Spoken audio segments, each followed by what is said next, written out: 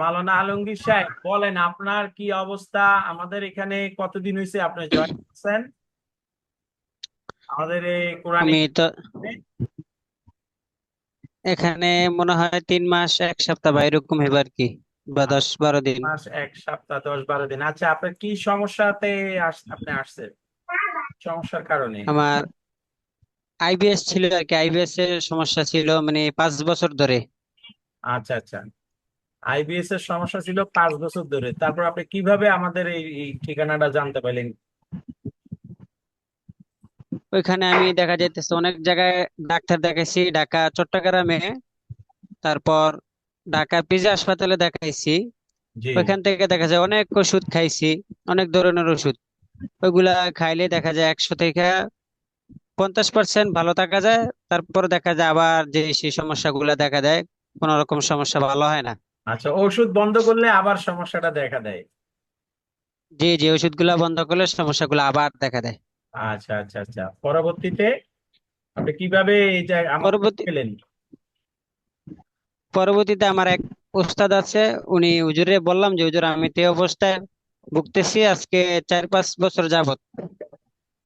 পরে হুজুরে বলছিল যে মেডিটেশন ওইখানে ভর্তি হও।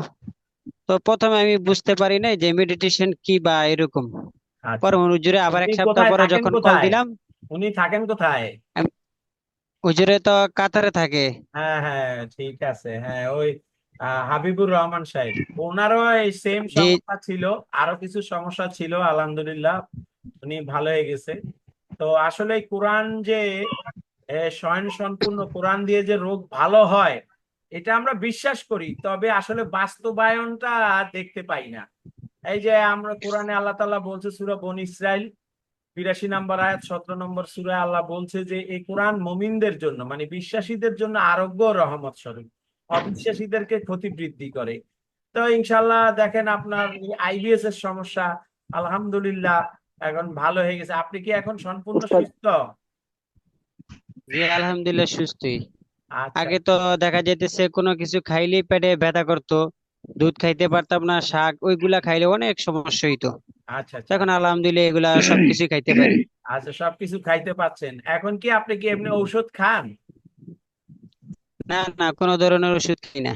আচ্ছা, কতদিন মানে ধরে এখানে ওষুধ কোর্সে খাচ্ছেন না? ভর্তি হওয়ার পর থেকে ওষুধ খাইতেছি না, এরকম 3 মাস হবে ওষুধ খাই না কোনো রকম। আচ্ছা যাক, 3 মাস ধরে ওষুধ খাচ্ছেন না, আলহামদুলিল্লাহ ভালো আছেন। আমাদের এই কোরআনিক মেডিটেশন করার পরে আসলে কোরআন দিয়ে আমি তো আর আপনার কোনো পানি, তাবিজ কিছুই তো দেই নেই, তাই না?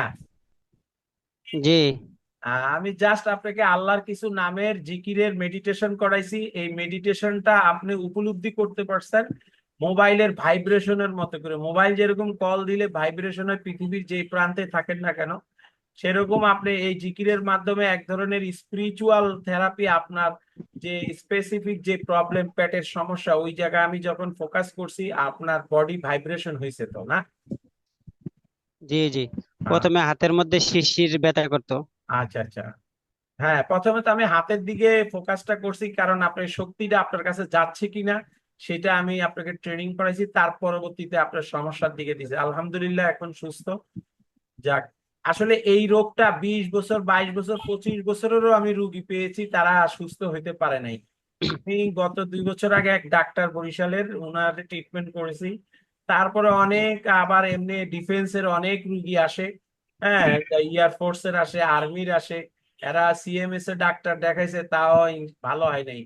তবে আলহামদুলিল্লাহ কোরআনের শরণাপন্ন হওয়ার পর থেকেই ভালো হয়ে গেছে। আসলে কোরআন দিতে পারে, কোরআন স্বয়ং সম্পূর্ণ, কিন্তু পদ্ধতির অনুকূলে। পদ্ধতি ছাড়া আসলে কিছুইতে পাওয়া যায় না। এই যে পদ্ধতিটাই জি আসলে মেইন। দেখ, আলহামদুলিল্লাহ ভালো ওস্তাদ, হয়েছে। জি। শুধু আমাদের এখানে আপনার এই যে আইবিএস সমস্যা তা না,